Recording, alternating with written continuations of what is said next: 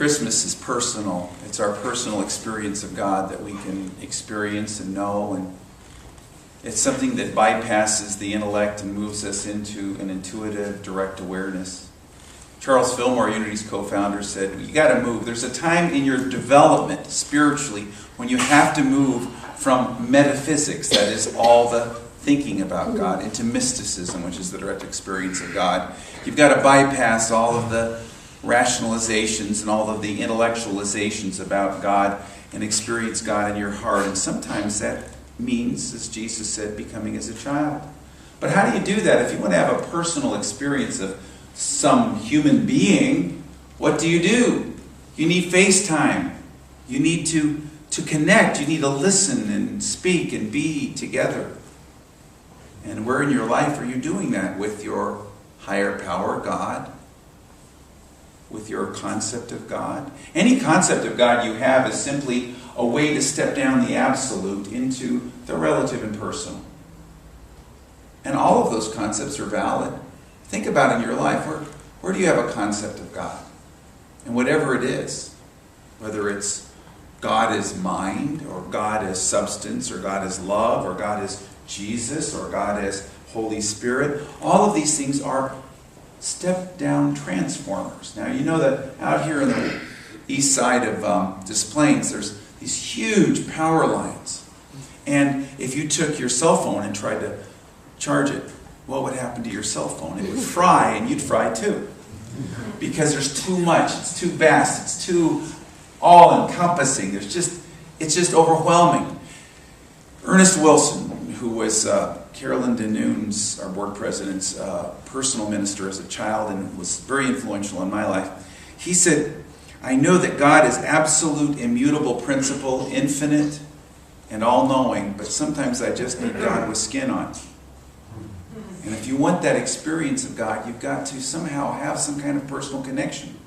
It's true between people.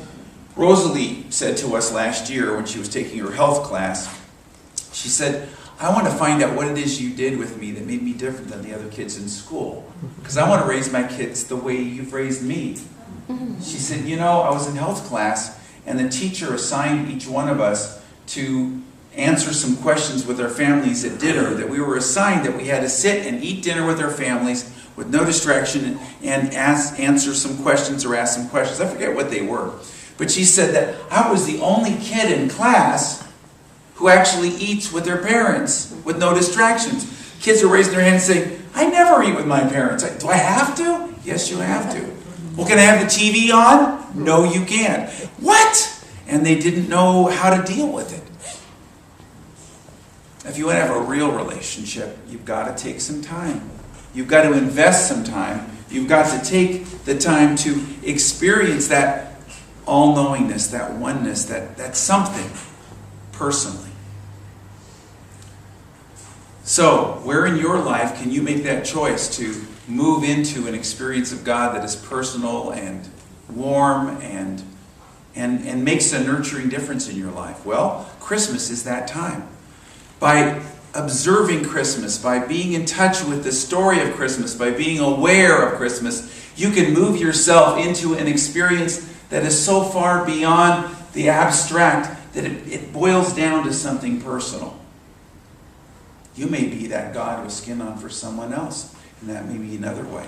My mother-in-law and my father-in-law are here, Mike and Linda, and Linda went with Lynn, my wife, to see Dr. Hugs Leo Buscaglia many years ago. Remember him? He was the doctor of love, the psychologist. And after this big address he made with thousands of people, everybody lined up to get a hug from Dr. Hugs.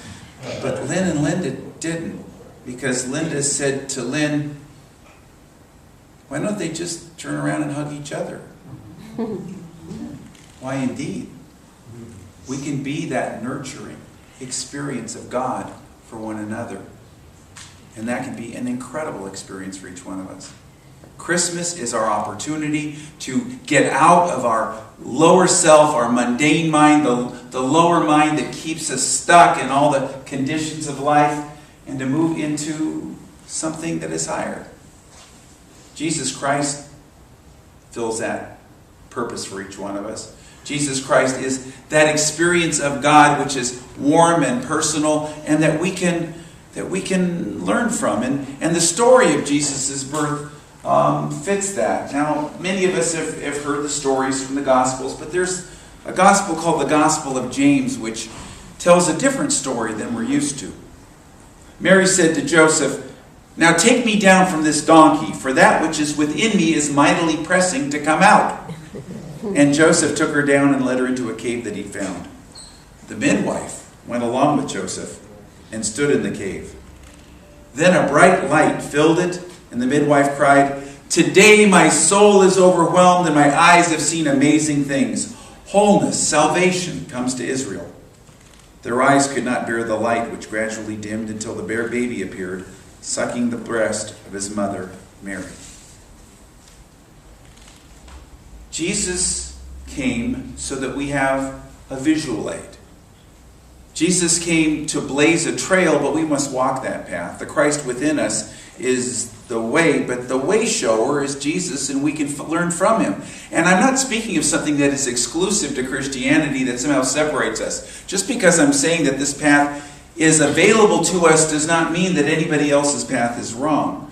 Carl Jung, however, once said that we who are born in the West, whether we're Jewish or Christian, should not reject our childhood religious tradition as something that is an error outlived. That we can access God in fullness through that which is most familiar to us if we'll open up our mind and our heart and experience that in the here and now. But we have to be open to it. We have to realize that for each one of us, there is that personal experience of God. And Christmas opens us up to that possibility. And that possibility is always there for each one of us. When you're on the spiritual path, you may be looking all over, as I have, in all the world's scriptures, but you'll find something there in this story. And let me read to you the familiar story that each one of us may have grown up with. An order from Caesar Augustus stated that a tax census should be taken. Everyone was made to return to their ancestral city. Joseph left his home in Nazareth, Galilee, and traveled to David's city, Bethlehem, Judea, because he was descended from David. He went there to be registered with his betrothed Mary, who was pregnant. While they were there, Mary went into labor, and she gave birth to her firstborn son. She wrapped him in cloths and placed him inside a feed box, for there was no place for them in the inn. Shepherds hurried off and found Mary and Joseph and the baby who was asleep in the feed box. When they'd seen him, they told about what they'd been told about this child, and all that listened to them amazed at what the shepherds said. But Mary treasured all of the things that she had heard and pondered them in her heart. This experience of Christmas is one that is very humble, that is very real, that is very available to each one of us. James Dillet Freeman, who was Unity's poet laureate, was the head of Silent Unity for many years, grew up in a non-observant Jewish family, and so when he was adopted unofficially by Charles and Myrtle Fillmore, and they took him under their wing, he was kind of puzzled by some of these teachings, and it took him many years, he's told me, that before he really got a sense of what the value of Christmas was all about. He wrote it down, but he also shared with me personally about this. In Unity magazine many years ago, he wrote, "The God of life did not intend for this child to be born in a palace or in an inn. He was born in a stable, a hillside cave that was a shelter for the innkeeper's animals, for sheep and cattle and geese, probably even a mouse or two if it was anything like the barns I've known. You can't get any simpler or more natural than that, can you? Now, I don't know about you, but I know that his birth in a stable makes him much dearer and more truly mighty God, everlasting Father, Prince of Peace for me. Because if God can be born in a stable, that gives me hope that God can be born in me. God can be born in you. But how do you experience this? Do you take the time? Do you listen? Do you experience? Do you take this time of Christmas with all of its busyness and all of its family stuff and let it stir your heart. And sometimes the stirring up is uncomfortable. Let this time, through the outer observance of it and also through the inner energetic experience of it, bring to the surface of your consciousness that which you need to release and stir you up in a way so that you start to become aware of a love that exists for you that expects nothing in return. The thing about a baby is a baby really can't really do anything. A baby just is. And this speaks to the fact that there is a being within you that is worthy of love, and you must love it as a baby must be loved. There's a story I've shared many times about somebody who received love without any strings attached. Have you ever had that happen for you? Nobody wanted anything from you. Somebody was giving you love, and there was no sense of wanting anything in return. It was not a transaction, because true love isn't a transaction. And this was the story of my sister one time, and she was in San Francisco, and she was waiting for a friend of hers to show up for lunch. She was sitting in the waiting area, which is in the bar, and her friend wasn't showing up, so she was waiting there, and there was a guy sitting there, and he looked really miserable, down and out. So she reached out to him. She said, "Are you okay?" And he said, "Well, no, I'm really not." She said, "Well, what's wrong?" And he said, "Oh, I don't want to bother you with it." No, tell me. I've got nothing to do. I'm waiting for a friend." So he told her he'd just come from the lawyer, he'd gone through a divorce, signed the final papers, he was feeling dejected and down, and he was alone, and all of these things. And she talked to him about her experience that she'd had going through a divorce, and they kind of talked it over, and she looked at him, she said, "You look familiar. Do you do commercials?" And he said, "Yeah, I do." She said, "For trucks, right?" "Yeah, Toyota trucks." "Wow, yeah." So anyway, he said to her, "Would you mind having lunch with me? I don't really feel like eating alone." And she said, "Well, I just want to tell you I'm engaged to be married to somebody." So he said, "Oh, I'm not hitting on you. I just don't want to eat lunch alone today. And you just seem really nice, so if you don't mind." So she said, "Sure." So they're sitting there, and then one by one, 3 different people came up and gave him a hard time. This was a Monday. Apparently the day before, which was Sunday, he'd done some things on a football field they did not like. And they were giving him some advice and letting him know, how he could have done it better and everything. Well, anyway, after a while, she said to him, "Well, do you play football?" And he said, "Yeah, I do." She said, "What do you do?" "Well, I'm a quarterback." She said, "Does that mean you get to touch the ball?" And he said, "Well, yes, as a matter of fact, I do frequently." And she said, "Well, it's lost on me because I don't know anything about football." He says, "I'm so glad you don't, because I do not want to talk about football." And they're talking, but as the lunch went on, he offered her free tickets for her and her fiancé for the end of the year party for the San Francisco 49ers. And that year they won the Super Bowl, and Joe Montana was the one who took them there. But that's not the end of the story, because she said, "This is all lost on me. My girlfriend at work, who's the receptionist at the front office, is in love with a guy on your team. I don't know, his name's Mott or something. Ronnie Lott?" "Yeah, Ronnie Lott." And he found out where she worked, whatever, no problem. The next Monday, Joe Montana and Ronnie Lott show up with a box filled with cheese and wine and a Polaroid camera, and Ronnie Lott sat in this woman's lap who asked for her by name, the name of this woman, and they took pictures and everything else. The CEO of the corporation came downstairs. My sister got a big advancement out of this deal. But you see what the difference was. She wanted nothing in return. She was just loving. Jesus said, "You must love as I have loved you." The sun shines and the rain falls on the just and the unjust alike, and does not ask for anything in return, and that's the way you must love. And if that's the way we must love, that must be the way we're loved. When I was in the Youth of Unity, I still remember the lesson. I was 15 years old. And the question was at the beginning of the lesson, does God care about you as much as you care about God? Does God care about me as much as I care about God? And most of the kids said, "No, there's no way. God's too busy." And then I thought to myself, what about Santa? What about Santa? Santa is everybody's chimneys at midnight, giving an infinite number of gifts to everybody all at the same time. Talk about the fourth dimensional reality. He's beyond time and space. And he's constantly giving out of this abundance. If that's true, maybe that's the God thought. Maybe that's a mythological idea of the infinity of God. And so the idea, and this teacher was sharing, God cares about you as much as you care about God. God loves you much more than you love God. If God is infinite and eternal and abstract and impersonal, God also can love you with skin on. They call that the Word made flesh. That's a way to relate with God. And again, it does not separate people. Gandhi read the Sermon on the Mount, and then he read the Gospels, and he decided he loved those teachings.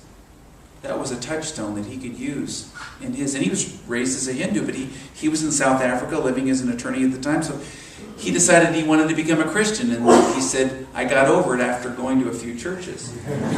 So he stayed in Hinduism, but he always loved Jesus. And when you walked into his ashram, there was a picture of Jesus with a sign over it saying, He is our peace. And Hindus would say, well, why do you have that? He said, because He is a universal spirit of love and joy and peace and is available to each one of us. Not to separate people, not to divide people, but to open up to a universal spirit. That universal spirit's within you and within me and within everyone, regardless of our religions, regardless of having no religion. Because it is something that is real and warm and we can experience it. And it doesn't separate us and make us apart or different. My minister, when I was, before I went to ministerial school, Gwen Norman just passed this year. And I remember something she said. When people would come to her, as people do often with ministers, and talk about this teacher and teaching or book or whatever the thing is, and some of it was kind of far out, she'd never criticize it, she'd never put it down. She'd just say, well, it's fine to study it, look into it, but take Jesus Christ as a touchstone that you use to assay the value of it. Now, this is in California, where people understood from the gold rush that they had something called a touchstone, and people would have gold nuggets, but they didn't know if they were real or not. So they'd go to the assay office, and the way they would determine whether gold was real was that they would touch it to the touchstone, and if it left a little gold on it, it was real. So use a reliable touchstone, whatever it is. Some people say just you read the red letters of the Bible. Everything else is commentary, opinion, history. It's contradictory. But if you take those teachings, those words, you can find some very valuable things. And the story of Christmas itself is very valuable and opens us up to a possibility. But it means spending some time reflecting, some personal time. If Christmas is personal, we must give ourselves personally to it. I may have shared before about this time, maybe 35, 40 years ago, when I was living above my dad's hardware store. And my dad's hardware store wasn't in the best neighborhood. And he found it very difficult to rent these little old apartments. When I was living up there, I liked it, but it was on a busy street and all. And this one apartment was right on the main street he could not rent. And yeah, he needed the funds. So this guy would come back time and again trying to rent it, and he looked a little bit sketchy. My dad wouldn't rent to him. Finally, my dad relented, and I said, oh, you didn't. And he did. Because the guy was going to be my next door neighbor, and the wall was very thin. And sure enough, the man was an extremely active alcoholic. And he would every night go into delirium tremens and would shout out as loud as he could and scream and yell and go through all kinds of things. And I felt very put upon. His name was Travis. I felt that, this isn't fair. Why should I have to do this? I want a peaceful life. And so I went into prayer and I said, God, what should I do about this? I got into meditation about it. So I learned how to do that over the years. And what came to me was spend an hour a week with him in his apartment, and whether he's conscious, unconscious, sober, or drunk, just spend an hour a week. Well, it seemed kind of questionable, maybe even dangerous, but I figured maybe he was harmless enough. And I knocked on his door one day, and I went in there and sat with him. And there were times that he didn't even know I was there. There were times that he couldn't even get up and open the door. I let myself in. Other times we had wonderful conversations. But I learned many things about him. He had no friends, no family. He was very bitter about life. He didn't even hang out in bars anymore. He was just by himself. But almost immediately something happened. He didn't stop drinking, but he stopped having these outbursts. I never heard them through the wall. Something happened that changed. And I wish I could say that he went into recovery. He did not, and eventually he died. But the truth is, a friend of mine once said this to me, sometimes all someone around you can accept is a cool drink of water. spiritually speaking. And it's yours to give them that cool drink of water. Maybe they can't accept a whole lot of things. Maybe they can't see all the truth that you think that they need to know, or take all the steps that you and I think that they should take. But maybe just that cool drink of water is sufficient in the eternal unfoldment of their soul. And you can come back and try it again the next time. Where in your life can you be the face of God? Where in your life can you be that cool drink of water that God with skin on? Christmas provides us with that opportunity. You notice that when you're out and about, people are a little more open to that. You can stretch the boundary a little bit. You can kind of punch through and joke around with people a little more. And when somebody's crabby, they'll come out of it a little faster. Have you noticed that? It's possible. You can play with this. This may be the cool drink of water that you need to give to another person. Christmas is a powerful experience. It is very personal, and yet it gets us in touch with the infinite. Charles Fillmore wrote about his impression of Christmas, and let's see if I find it here.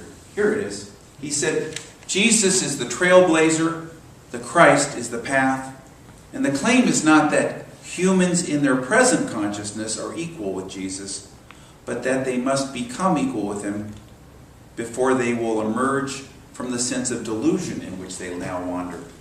Sometimes it takes something as simple as the story of Christmas and this little birth of this little baby, all of the lights and the colors and the warmth. It may take to come on Christmas Eve and light a candle and experience something instead of rushing around. Take that little hour, if your family will let you, and take that time to experience the music and the color and the sound, and in a ritual, rekindle that light within you. Let's take this moment. I feel a sense of just opportunity knocking in the door of our heart. So I want to invite you to take a deep breath and let it out and set down anything in your hands and be open to a warm, caring God who cares about you as much as you care about God. Open to God with skin on, the wonder of a baby, the wonder of being loved without expecting anything in return, and of loving others without expectation of anything in return. God, let this spirit of Christmas give us an opportunity to not only experience God with skin on, the personal, heartfelt experience of God, but also to be that face of God for others. Show us in which opportunities and in what new and surprising and exciting ways we can be that face of God. Not only for the people in our families or our loved ones and friends, but also for strangers, for people moment by moment. Let us get caught up in this childlike wonder and joy and experience it. Let's take a moment to take the wonder in.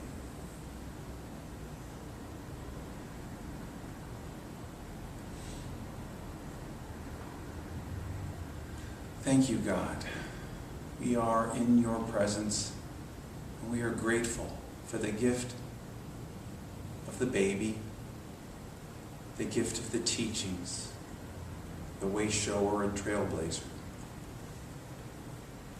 and the gift of Christmas that lifts us up out of the mundane, everyday struggle of life into something that is joyous and unconditional. Let us experience the spirit of Christmas by expressing this love and this light unconditionally with great joy. Thank you, thank you, thank you, dear God. And so it is. Amen. So let's take as our offering statement, I give with a sense of personal love, and I receive with a sense of personal love. Together, I give with a sense of personal love, and I receive with a sense of personal love. Silently.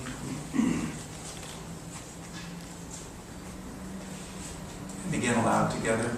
I give with a sense of personal love, and I receive with a sense of personal love. And so it is. Amen. Now take a deep, deep breath. Let it out. Set down whatever's in your hands so that you can really focus on the smiling heart of God that dwells within your heart. On the personal Christmas that is waiting for you. All these great terms like the Word made flesh, God indwelling humanity. And yet all of these things simply are how we as people, as persons, can feel and know and access the indwelling presence of God. Sometimes the lofty and metaphysical concepts of God just don't serve us. There may be times in our lives when all we can receive is a cool drink of water. But we must know that in our hearts, that need can be met here and now.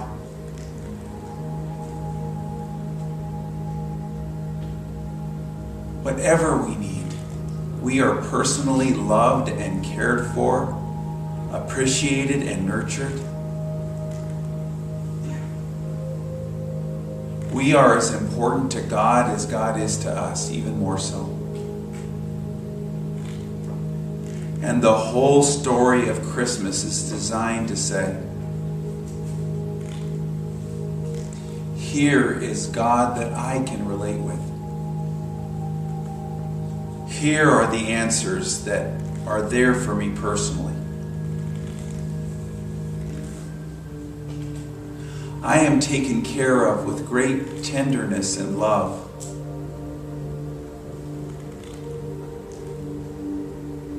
I am appreciated and nurtured and loved and cherished.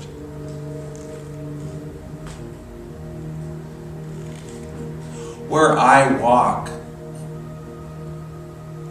the way shower, the trailblazer Jesus walked. He shows me the path that I must walk, has blazed the trail that I must blaze.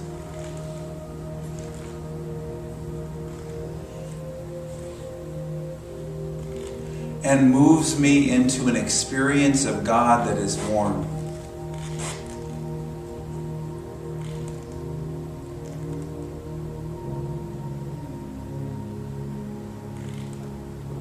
I remember the minister who said, God may be absolute, immutable principle, impersonal, and eternal, but sometimes I just need God with skin on.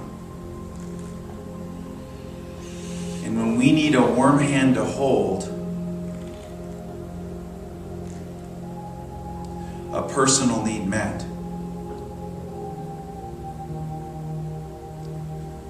an answer to the yearning of our heart, that is there for us. And this is why Jesus was born. For us to love and appreciate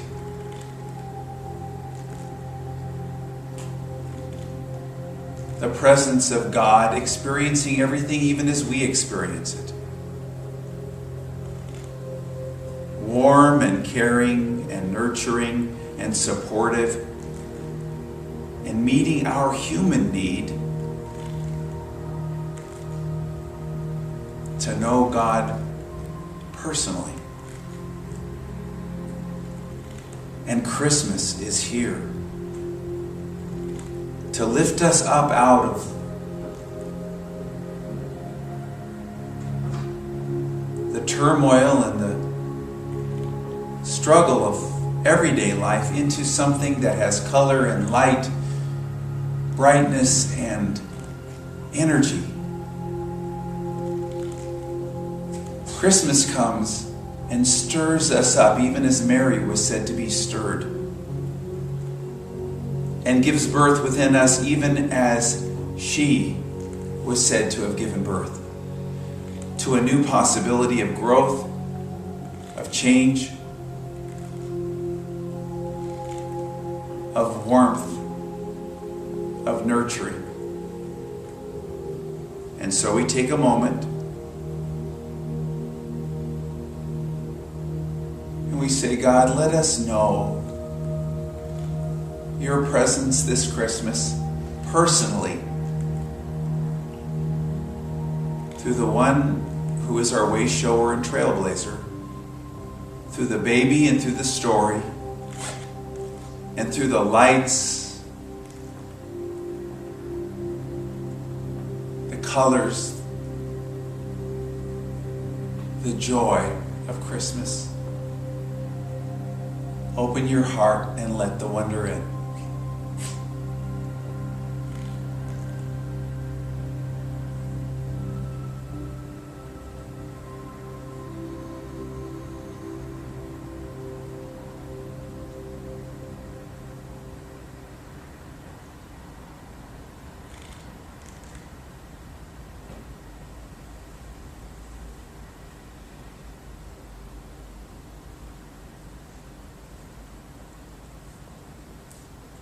I make a space for Christmas. I make a space for Christmas in me, in my heart, and I make a space for the Christmas for everybody around me. Even as I may need God with skin on sometimes, something warm, a hand to hold, so I may be that God with skin on, a hand to hold. And so make me as best as is possible that nurturing, loving presence for others. Thank you that as the gift has been given to me, so let me give it to others this Christmas. Merry, Merry Christmas. And so it is.